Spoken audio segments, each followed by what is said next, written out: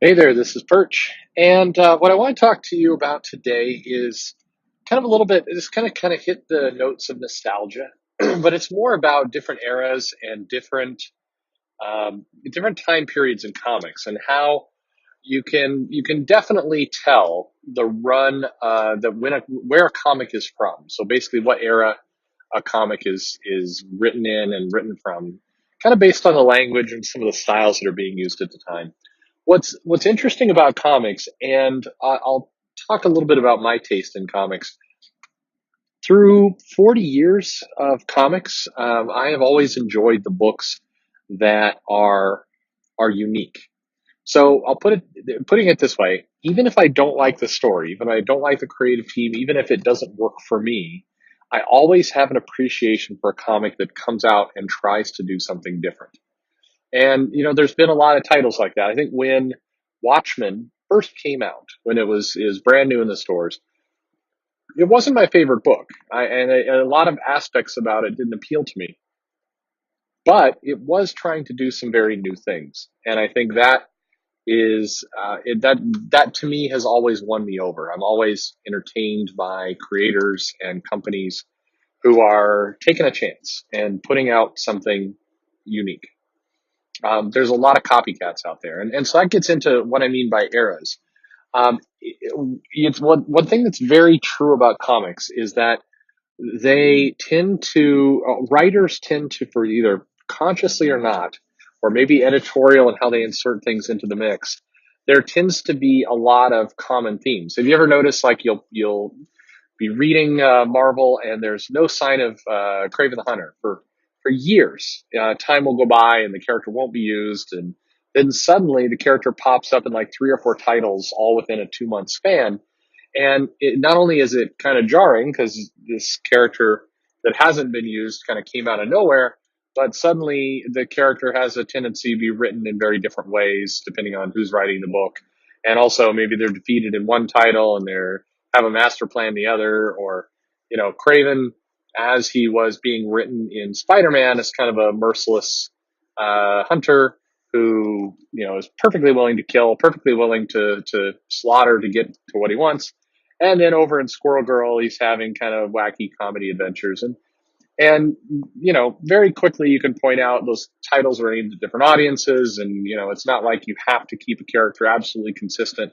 Kind of like an earlier video, you'll have different creators and different styles for writing those characters, and that's okay. I mean, it's just a reality of life, but it is kind of bad portfolio management when suddenly within a really short window of like 2 to 3 months, you're getting all these differences of character. And maybe that's acceptable in something like Batman or even the Joker, where you have a major villain, a major character carrying their own titles, multiple titles a month. But when it's like the supporting cast, it's really kind of WTF? Why are you doing this? There's no reason that you have to cram all this stuff in. A little bit of just planning would help this out. And the same thing is true with kind of writing and comic direction. So what was really funny is if you go back about to 2015, 2016, and it was in both the big publishers, and you saw it in some of the indies as well. But the indies always tend to do a better job of following their own thing and not getting to be caught up in copycat behavior. Um, Clearly, some people in comics liked Game of Thrones. That was I mean, and yeah, it was a super popular show. Lots of people are watching it, but suddenly you've got villains like you will bend the knee and you will defend the wall, and it's like, okay, so great, you binge watched Game of Thrones over the weekend, and now all these little lines are getting inserted into the comics, and it's laughable in how transparent it is. And this is something that's been true for decades of comics. This is not a new phenomenon where something will become popular, some bit of pop culture will stick in the minds of the creators, and then all of a sudden you've got dozens of comics coming out, kind of all using the same idea, using the same language, same statements, and it's just always a little silly. And another example, this is in the 90s. It got it's like it's extreme time, and you saw The Simpsons, and you saw movies, and you saw, oh man, skateboarding is cool and taking it to the limits, and you had this kind of, like silly violence, and if you went to the '90s and you started to catalog the amount of characters that had like misspellings of their names with X's, or blood in their name somehow. I mean, you get dozens and dozens of characters, and just all the way from the writing to the design, where suddenly characters have, infinite belt pockets and shoulder pads and spikes sticking off of everything. I remember when I was drawing comic characters, you're creating your own characters, and there's this period in the early '90s where suddenly all the characters had these giant knives kind of coming off their bracelets and shoulder. I mean, these costumes that are just like, no, there's no way anyone could reasonably move around, let alone fight crime or do anything in these things. But you had this era of comics where it was very much, the costuming and the writing was very extreme, and the good news there is that these things pass. So fads come and go, and usually last for somewhere between 2 to 5 years. These things happen, and then they start to, time cleanses out the bad ideas, which is most of them, and kind of gets back to the fundamentals. And then there's another fad, and on it goes. Right now, we're definitely in a fad of what I would call kind of cutesy writing, where you'll take a serious book and you've got a serious situation, but people are quipping all over the place, and you've got a Joss Whedon type humor, and you've got the character intro bubbles of, here's Hawkeye, he's a marksman and a good dancer, and you have like these kinds of da da da da da kind of jokey kind of behavior, and it's temporary. A lot of people kind of get really intense about it, like this is the way that it will always be, and we have to fight against it. And the answer is no. It will come, it will go, and it's hard to, you can't really fight against it, because what happens is you get a bunch of writers who are all kind of watching the same thing, seeing the same thing. You have editors who are kind of watching the same thing, seeing the same thing as well, and this is the result of it. You get books that have a similar tone, similar feel, similar comedy and narrative, and then some new editors come in and some new writers come in, and new shows get popular on TV, and suddenly we're doing something else. So the sad part to me is always how distinctive and how kind of one dimensional or bland some of these things are, where you really don't have a lot of depth or thought to them. It's just, the catchphrase of the day or the era, and dozens and dozens and dozens, hundreds of comics come out, kind of all copying the same thing, and then on it goes. And you really notice it if you ever, like me, you kind of take on the habit of like, I'm going to read the Avengers. So I'm going to go back and find number one from 40, 50 years ago, and I'm going to work my way up to today.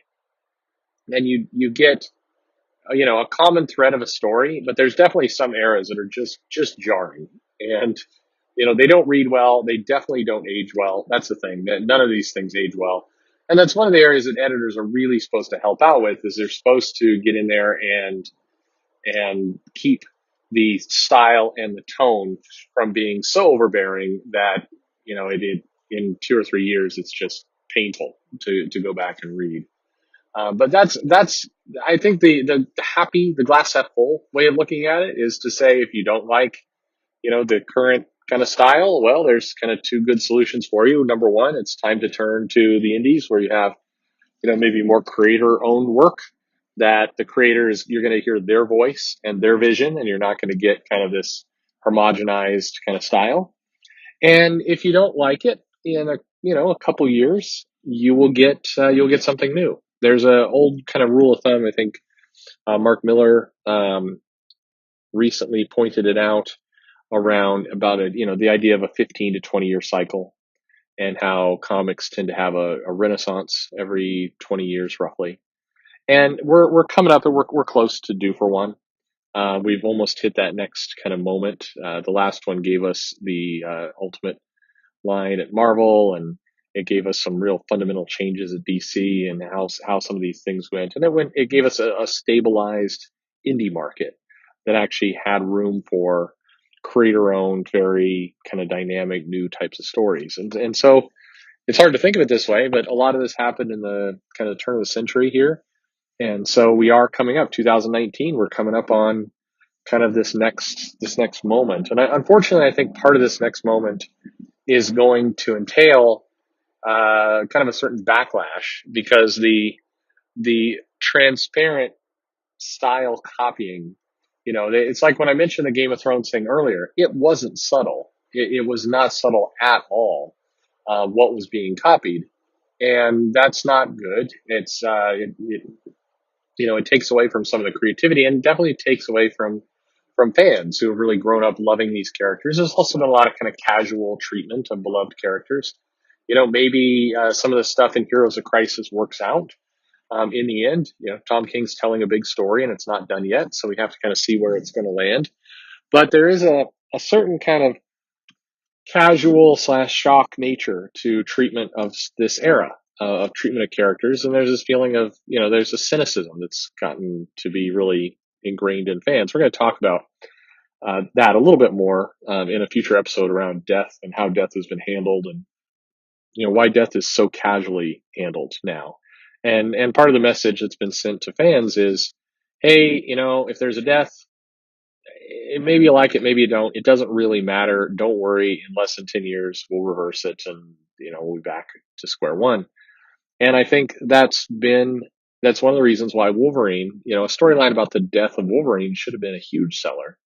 And while it sold, there was a lot of cynicism about that title. And the Return of Wolverine it felt more like, well, all right, this was always coming anyway, so oh well.